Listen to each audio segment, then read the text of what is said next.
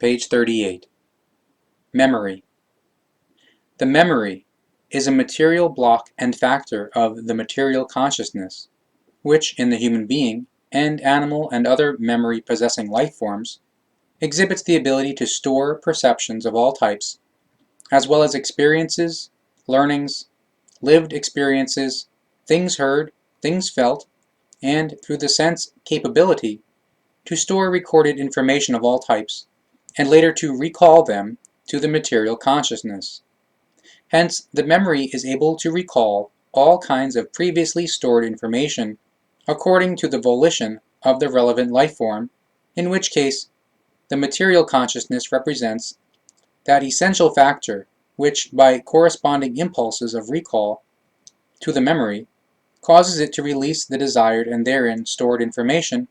which then reach the material consciousness directly from the memory and thus become conscious to the life form. The memory is able to store every type of information, so thus, e.g., perceptions, experiences, learnings, and lived experiences of a purely material form, as well as a half-material and purely psychic feeling-based or sense-capable form. Also the Empfindung impulses radiating out of the spiritual Empfinden to the half-material psyche feeling realm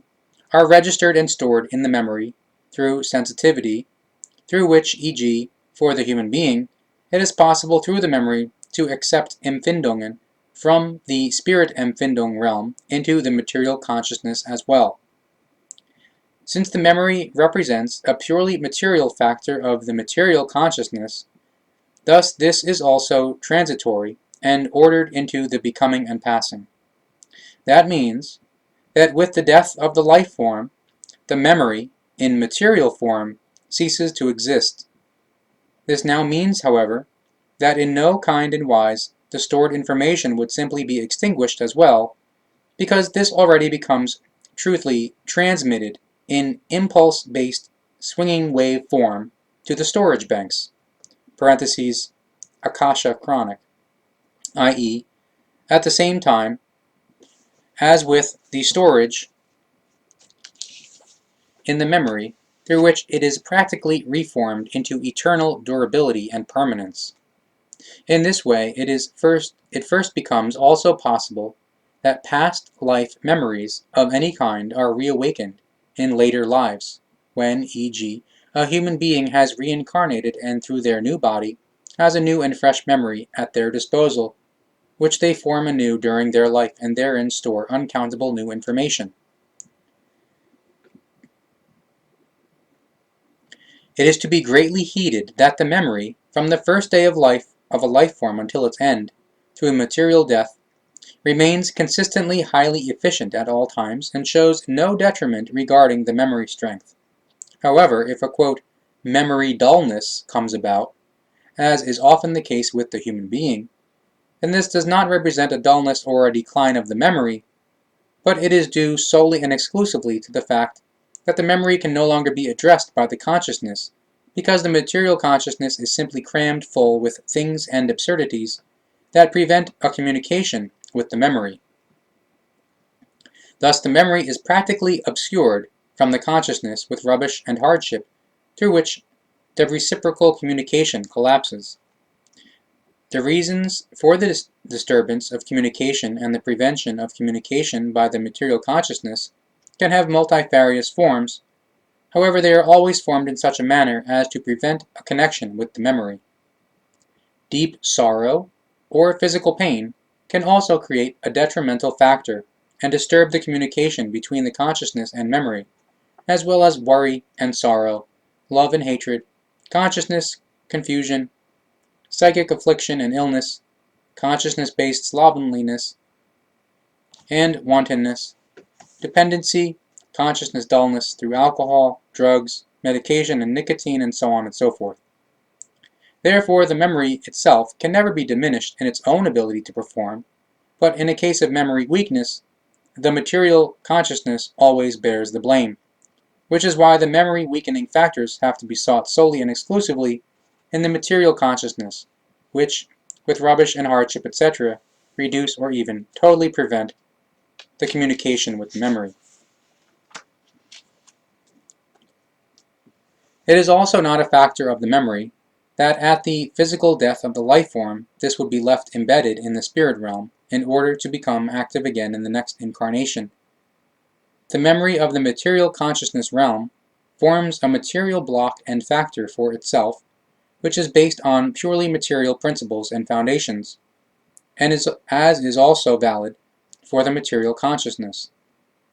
Indeed, the spirit realm naturally exhibits a counterpart in the spiritual form, yet the two memory forms have nothing to do with one another, because they are ordered into their own consciousness forms and have no direct contact with one another. Therefore, the spiritual memory is solely and exclusively assigned to the spiritual consciousness, whereas the material memory belongs to the block of the material consciousness. This explains why the material consciousness therefore takes no journey to the beyond, and would be unable to do so, but that it actually also ceases to exist at the death of the physical body. As the memory is also provided with feelings, i.e. with its information, it follows that via the memory in each case, the present experiences also show characteristic shadings of feeling, which result in the so-called intentional aspect of the memory. Therefore, an earlier lived experience can be experienced again in a subsequent remembrance with exceedingly different and very manifold shadings of feeling. The memory is in itself to be seen as a triple factor that consists of an ultra-short-term memory, USTM, as well as the short-term memory, STM, and the long-term memory, LTM. These three memory forms can carry out three different functions, which can be described as follows. The ultra-short-term memory receives information which is retrievable up to approximately 20 seconds, after which it is, quote, put away, and as such becomes, quote, forgotten, which can be recalled again only with tremendous effort, and reach into the consciousness if this is still at all achievable. The short-term memory, as a rule, only stores information up to a maximum of about 2 hours, in which case, however, it should be heeded that the short-term memory can be negatively influenced by substances, through which this is practically blocked, and at the same time, no acceptance/transfer to the long-term memory takes place. Such substances come in multifarious forms, e.g., the antibiotic puromycin, which has the capacity to block the connecting or synthesis of the ribonucleic acid, or RNA. The long-term memory receives all kinds of information which is stored throughout the entire life.